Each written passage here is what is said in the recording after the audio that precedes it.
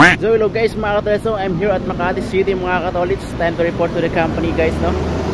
Kaya mahal kayong bigas mga Katolis. Sobrang mahal ng bigas ngayon mga Katolis. That's why we need to back to the ship mga Katolis. What? Katolis.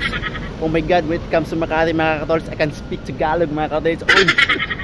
Ayun guys, so mga Katolis, see you mga Katolis. So yun na nga po guys, no mga Katolis, no? Ayan na po yung building ng company ko mga Katolis, no?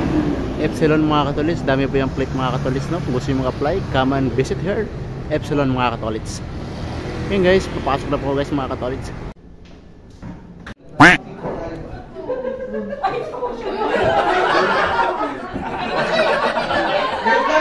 Ayan nga po guys.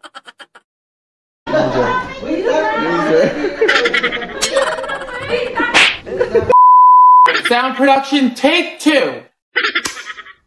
Sa mga nakakilala guys, Ma'am Jojoy Taming and Sir Arvin. Ngayon guys mga Katolis, no? Si Ma'am Marina. At shoutout na rin po sa ibang mga staff. God bless you everyone.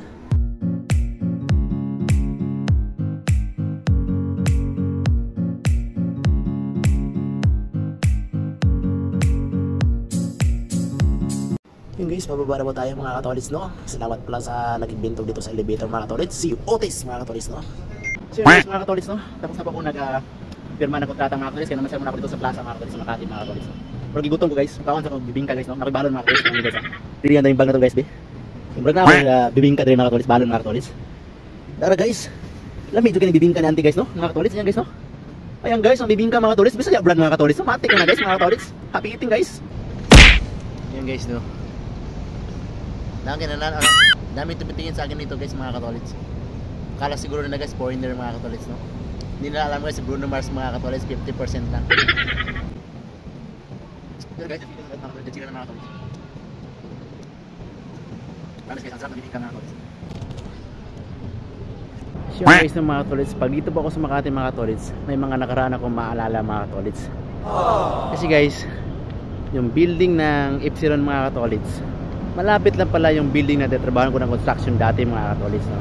Ayun guys, nagtatrabaho po ako ng construction dati mga Katolis way back in 2014 mga Katolis, no? Bago po ako nakasampa ng barko mga Katolis. Yan. Pakita ko sa inyo guys saan ako nagtatrabaho at pakita ko sa inyo yung building na tatrabahoan ko mga Katolis, no? Malapit lang pala siya sa building ng Epsilon mga Katolis. Kaya dinaanan ko lang din mga Katolis. Tingnan nyo guys.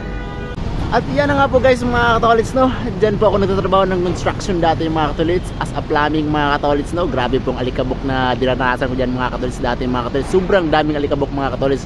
Siyempre pag construction mga Katolis, ganun talaga. Yan na nga po guys, shoutout nga pala kay Ma'am Helen Katrina mga Katolis, no? Yunil Humawan mga Katolis sa mga kasama ko dyan sa construction dati mga Katolis.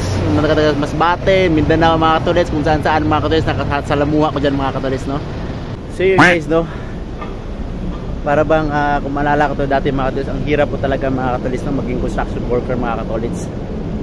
Yung guys, no, share ko lang po sa inyo yung experience ko mga Katolis. Lahat naman tayo mga seafarers mga Katolis, may ibang experience mga Katolis, mga karanasan sa buhay mga Katolis before tayo nakasampa ng barko mga Katolis, no? Yeah guys, I want to motivate you guys.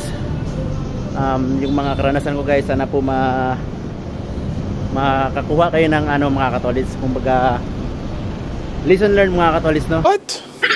Ano ba sa tawag yun mga Katolis, no? Para po maging masika po tayo mga Katolis, no? Sa mga baguhan dyan mga Katolis, sipag at tiyaga lang talaga guys. Yeah, wala akong ibang masabi sa inyo. God bless everyone.